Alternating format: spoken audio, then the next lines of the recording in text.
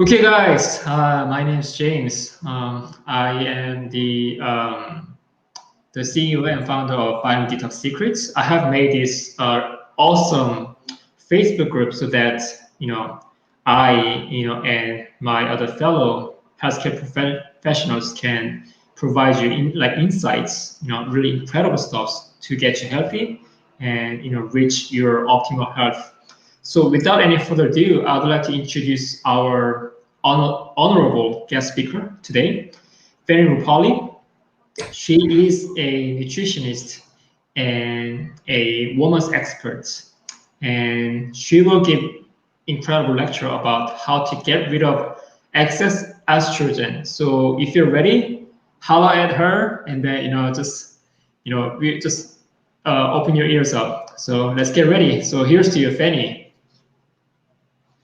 Thank you, James, and welcome everyone. And I'm just going to share my screen with you, guys.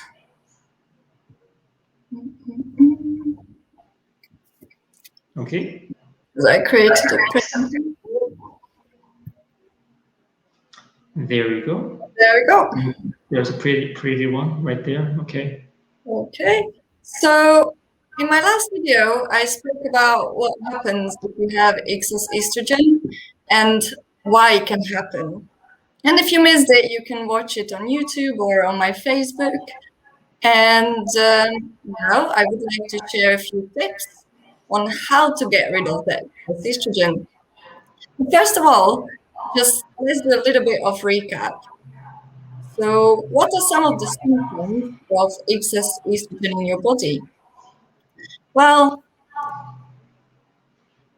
if you ever feel fatigued, gained abdominal weight, which is very hard to get rid of, and you don't even know why you have it, if you have a painful period, brain fog, headaches, sleep issues, you may have excess estrogen.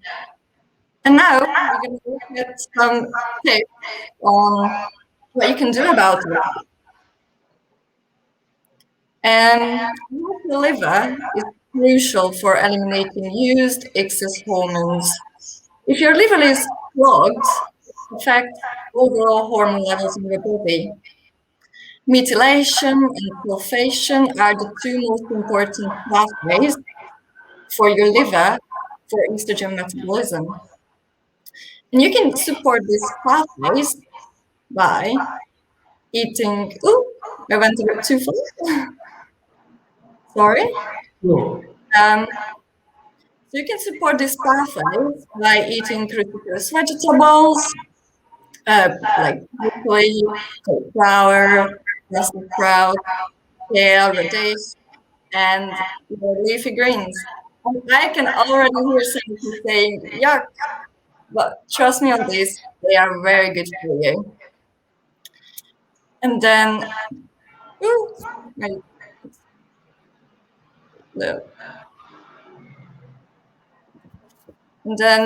digestive system also has a major role in getting rid of excess estrogen. So it is important to have a healthy microbiome and regular bowel movements, because let's say if you are constipated, the estrogen that is waiting to be moved out of your body just sits there for longer, and it has plenty of time to get reabsorbed in your system, and that's not really ideal. So a healthy microbiome comes handy to prevent this to happen. And as James already filled his water bottle, it's important to drink plenty of water. Eat your fruits and vegetables, because you need a good amount of fiber to keep your gut happy. Give it some extra support with pro and prebiotic food, such as onions, garlic, sauerkraut, leeks, asparagus. And another tip is to include some ginger, like in a form of tea or in your curries, because ginger helps to move things along easier in your bowel. And another thing to consider is estrogens, aka endocrine disruptors, which can be found in many products we use on a daily basis. such as your shampoo, your cosmetic products, your cleaning products. And it is important to read the labels because they are harmful for you, but also adds the load you already have of this estrogen on the top of that. So watch out for the labels, phthalates, parabens, and triclosan in every single product you buy. And also some heavy metals are harmful too, such as aluminium. Check your deodorant for it, they are notorious for aluminium, and mercury and cadmium. And of course, we use a lot are plastic water bottles and food containers. So they contain BPA, bisphenol A, which has a strong estrogenic effect.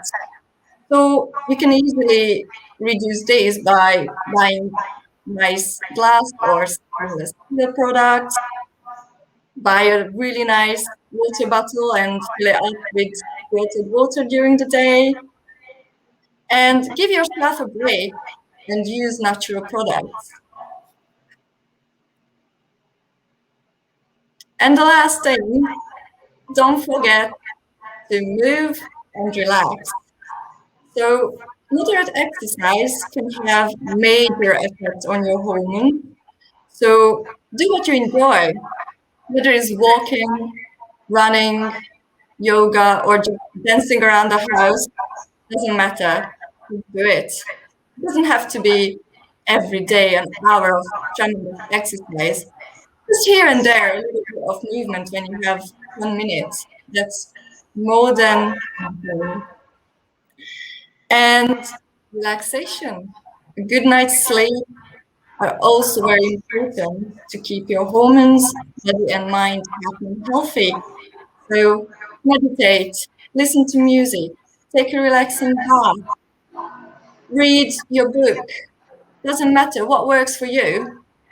Just give yourself a little bit of me time every evening before you go to bed. And there's just a few nuggets of all the things you can do to help move these estrogens out. But hopefully it was helpful. And thank you very much for watching. And if you feel like you need help to get on top of your health and would like to work with me, please book a free call and we can discuss how I can help you. Thank you very much for watching. All right. Do any of you guys watching this have any questions? Because I have some questions throughout some of the slides Yeah. from hers. But first of all, audience, it's your time to shine out, to get your name out there, right? Any questions? All right. Any questions, guys? Carla, do you have any questions? Karen?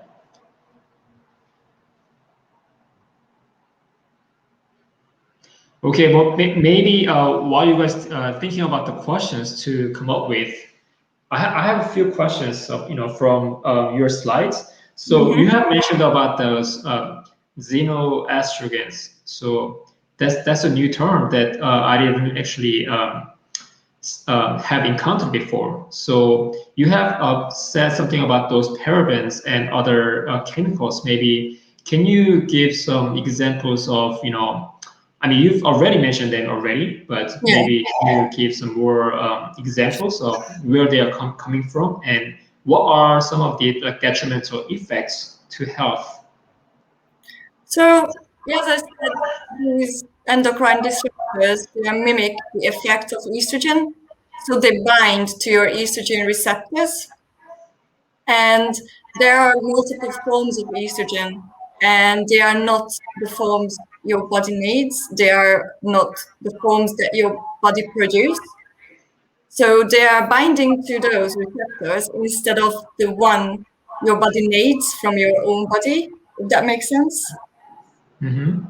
And that can lead to a lot of problems, like let's say aluminium in the deodorants and all these spray products has been linked with some breast cancer risk, the ovarian cancer risk, because that's Mm-hmm. bad estrogen, the form of estrogen. And it's just the pile that was already in your body. If you weren't able to eliminate the excess, then you add to the top the things, it's not really helpful. And yeah, they are everywhere. You can't really avoid them, but you can watch what you can do. Like use the natural products instead of the shop bought. Like these are obviously shop bought, but you know what I mean. Like Mm-hmm. try to go for the more natural brands because these chemicals are in everything, in pesticides, everywhere around us. But at least if you use some better products, you can a bit eliminate those loads. It was Yeah, yeah, I agree with you because I'm very keen to use like those products that we are actually using every day. So, for example, to wash our hair, we need to use shampoos, right? But yeah, like some research and some studies that have found that like women who have been using like those shampoos with like lots of SLS, which is stand for sodium lauryl sulfates, and like when the surgeons were going through the surgery, with those women who has breast cancer and ovarian cancer, they did actually had the smell of the shampoos from those tissues from yeah, those cancer, and they were wondering, so there might be some very direct relationship with those shampoos or anything that's related to those has the ingredients of the SLS, and they can be related to like the like with the cancer. So it's very actually very scary that what we are using can be very detrimental to our health. yeah. And like you mentioned, SOS is actually chemical used in like cars when you are trying to degrease the motor of the car. So Mhm. imagine you putting it on your head. Yeah, so pretty much like we're just, we just have those like everywhere, but we do not really realize how exposed that we are. So Absolutely. yeah, that's why I guess it's very important for us to eat healthy and make sure, remove toxins, if possible, and get to know health professionals that who can actually help you to get rid of those and then get you in a very optimal health. Absolutely. You can eliminate everything, but you can try your best to help your body in some ways. That's right. Okay. Yeah. So anybody out there, if you're or watching this, any questions, you can just write it down on the comments. So Benny is willing to show her expertise right here, or you can just go to her booking link so that you can get the maybe the introduction call with her to see if you're the right fit with her to get some more help from her. Any comments? If not, then Fanny, do you have any comments that you want to add before we end this? Well, I'm just thank you very much for having me and talking these guys. Sounds good. Sounds good. Okay, so I guess we'll call this as a wrap this up. So thank you, Fanny, for your wonderful lecture, and so talk to you soon. Okay, bye guys. Bye bye.